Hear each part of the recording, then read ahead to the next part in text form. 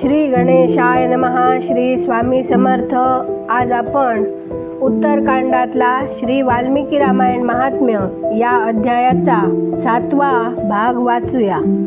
नारद म्हणाले, प्राचीन कलियुगात एक कलिक नावाचा व्याध राहत होता. तो सदैव परस्त्री आणि परधनाचं अपहरण करण्यातच गुंतलेला असे. इतरांची निंदा करणं त्याचा नित्याचाच उद्योग होता. तो सदैव सर्व प्राणीमात्रांना छळीत असे. त्यानं कितीतरी ब्राह्मणांची तसेच शेकडो हजारो गायींची हत्या केली होती. परधनाचं तर तो नित्य अपहरण करीत असे, परंतु देवांच्या धनांचं देखील तो अपहरण करीत असे. त्यानं आपल्या जीवनात अनेक मोठमोठी पापं केली होती. त्याच्या पापांची गणना कोट्यवधी वर्षपर्यंत देखील केली जाण्यासारखी नव्हती. इतके दिवस तो महापापी व्याध, जो प्राणीमात्रांना यमराजासारखा भासत असे, तो सौवीर नगरीत गेला. ती नगरी सर्व प्रकारच्या वैभवानं संपन्न, वस्त्राभूषणांनी विभूषित, युवतींद्वारा सुशोभित, स्वच्छ जलाच्या सरोवरांनी अलंकृत, तसेच तऱ्हांच्या दुकानांनी सजलेली होती. देवनगरीप्रमाणे ती सुशोभित होती. व्याध त्या नगरीत गेला. सौवीर नगरीच्या उपवनात भगवान केशवांचे मोठे सुंदर मंदिर होते. ते सोन्याच्या अनेकानेक कलशांनी आच्छादित होते. ते पाहून व्याधाला मोठा आनंद वाटला व आपण तेथून खूपसे सोने चोरून घेऊन जाऊ शकू असा निश्चय करून तो चोरीवर लक्ष ठेवून बसलेला व्याध श्रीरामांच्या मंदिरात गेला. तेथे त्याला शांत, तत्वार्थवेत्ते आणि भगवानांच्या आराधनेत मग्न झालेले उत्तंक मुनी दिसले. ते तपोनिधी होते. ते एकटेच राहत होते. त्यांच्या हृदयात सर्वांविषयी दयाभाव होता. ते सगळीकडून निस्पृह होते. त्यांच्या मनात केवळ भगवानांच्या ध्यानाचाच लोभ बाकी होता. ते तेथे असलेले पाहून व्याधाला हे चोरीत विघ्न आले आहे असेच वाटले. त्यानंतर जेव्हा अर्धी रात्र झाली तेव्हा तो देवसंबंधी द्रव्य समूह घेऊन निघाला. त्या मदोन्मत्त व्याधाने जाताना उत्तंक मुनींच्या छातीवर एक पाय ठेविला आणि हाताने त्यांचा गळा पकडला आणि तलवार उचलून त्यांना मारून टाकण्याचा पवित्रा घेतला. उत्तंकांनी पाहिले की व्याध मला मारून टाकतो आहे. तेव्हा ते त्याला म्हणाले, अरे भल्या माणसा, तू व्यर्थच मला मारू इच्छितोस. मी सर्वथैव निरपराध आहे.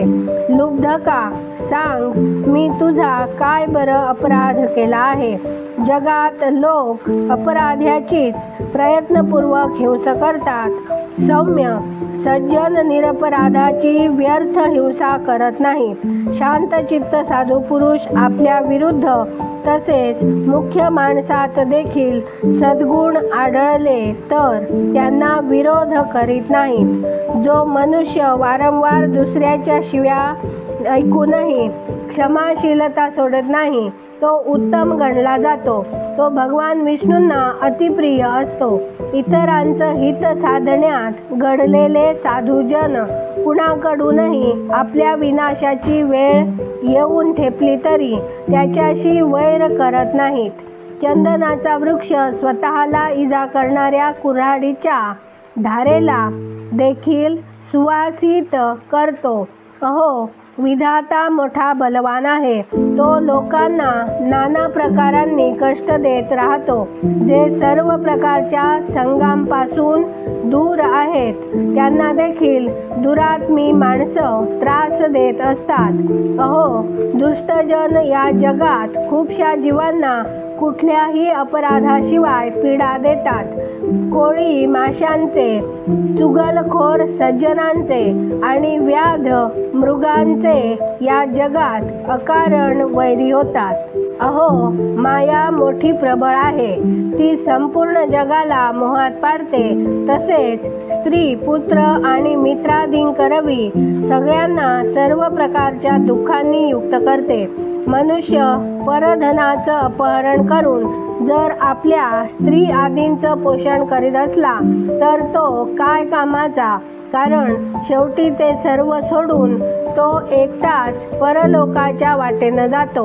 माझी आई, माझे वडील, माझी बायको, माझे मुलगे, तसंच माझं हे घरदार, अशा प्रकारे ममता व्यर्थच प्राण्यांना कष्ट देत असते. मनुष्य जोपर्यंत कमावून धन आणून देतो तोपर्यंत लोक त्याचे बांधव बनून राहतात आणि त्यानं मिळविलं धन सर्व भाईबंद सदैव भोगतात.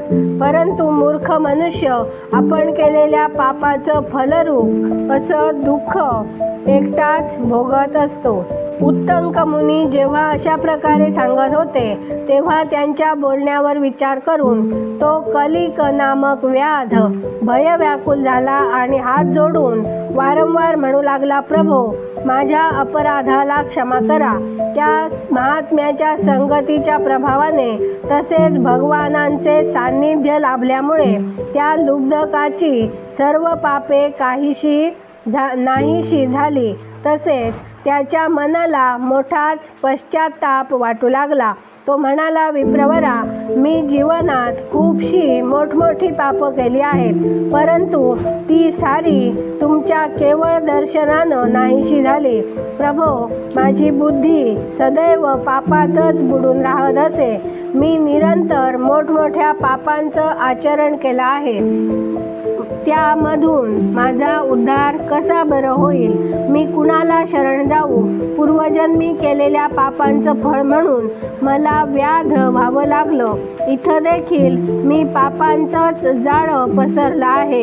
हे पाप केल्यामुळे मला कुठली गती प्राप्त होईल? महात्मा कलिकाचे हे म्हणणे ऐकून ब्रह्मर्षी उत्तंक त्याला म्हणाले, महामती व्याधा, तू धन्य आहेस, धन्य आहेस तू. तुझी बुद्धी मोठी निर्मल आणि उज्ज्वल आहे, कारण तू जगातल्या दुःखांच्या नाशाचा उपाय जाणून घेऊ इच्छितोस. चैत्र मासाच्या शुक्ल पक्षात तू भक्तिभावानं आदरपूर्वक रामायणाची नवाहक कथा ऐकावीस. त्याच्या केवळ श्रवणानं मनुष्य समस्त पापांमधून मुक्त होतो. त्यावेळी कलिक व्याधाची सर्व पापे नष्ट झाली. तो रामायणाची कथा ऐकून तत्काळ मृत होऊन पंचत्वात लीन झाला. व्याध जमिनीवर पडलेला पाहून दयाळू उत्तंक मुनी मोठे विस्मित झाले. मग त्यांनी भगवान कमलापतींकडे स्तवन केले. रामायणाची कथा ऐकून निष्पाप झालेला व्याध दिव्य विमानावर आरूढ होऊन उत्तंक मुनींना म्हणाला, विद्वान, तुमच्या प्रसादानं मी महापातकांच्या संकटातून मुक्त झालो. आता मी तुमच्या चरणांना प्रणाम करतो. मी जे काही केलं त्या माझ्या अपराधाला तुम्ही क्षमा करावी. सूत म्हणतात असे म्हणून कलिकानं मुनिश्रेष्ठ उत्तंकावर देव पुष्पांचा वर्षाव केला आणि 3 वेळा त्यांना प्रदक्षिणा घालून त्यांना वारंवार नमस्कार केला. त्यानंतर अप्सरांनी भरलेल्या संपूर्ण मनोवांछित भोगांनी संपन्न विमानावर आरूढ होऊन तो श्रीहरींच्या परमधामी जाऊन पोहोचला. तेव्हा विप्रवरांनो, तुम्ही सर्वांनी रामायणाची कथा ऐकावी. चैत्र मासाच्या शुक्ल पक्षात प्रयत्नपूर्वक रामायणाच्या अमृतमयी कथेचं नवाह पारायण अवश्य ऐकावं. अशा प्रकारे रामायण सर्व ऋतूत हितकारक आहे. याद्वारे भगवानांची पूजा करणारा पुरुष मनातून जी इच्छा करतो ती गोष्ट निस्संदेह प्राप्त करून घेतो. सनत कुमारांनो, तुम्ही जे रामायणाचं महात्म्य विचारलं होतं ते सारं मी सांगितलं. आता आणखी काय ऐकू इच्छिता? इथे श्री रामायण महात्म्य या अध्यायाचा 7वा भाग वाचून पूर्ण झाला. उद्या आपण याचा 8वा भाग वाचूया. धन्यवाद. जय जय श्रीराम.